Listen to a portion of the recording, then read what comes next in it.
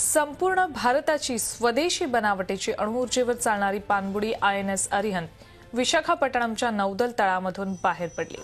तिचे समुद्रात विविध परीक्षणे होणार आहेत। संपूर्ण अणु पाणबुडी बघायला मिळण्याची ही देशातली पहिलीच स्वदेशी बनावटीची अणुऊर्जेवर चालणारी पाणबुडी INS अरिहंत विशाखापट्टणमच्या नौदल तळामधून बाहेर पडली।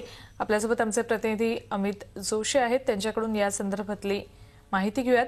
अमित, INS अरिहंतची वैशिष्ट्य काय सांगता येतील?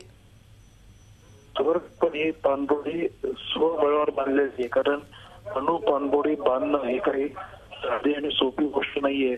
गेली 40 वर्ष विविध देश ही अशा प्रकारच्या पाणबुड्या वापरत आहेत, मात्र ते तंत्रज्ञान आपल्याला अवगत नव्हतं। आपण 2009 साली ती तयार केली आणि तिचं जलावतरण केलं, मात्र तिच्या चाचण्या अजूनही सुरू झाल्या नव्हत्या।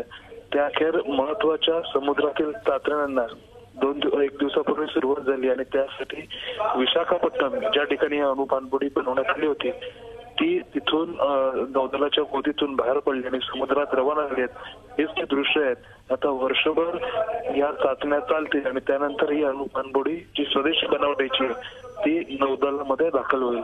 धन्यवाद अमित या संपूर्ण माहितीबद्दल। जवळपास वर्षभर याच्या चाचण्या सुरू राहणार आहेत आणि त्यानंतर ती नौदलाच्या सेवेत दाखल होईल।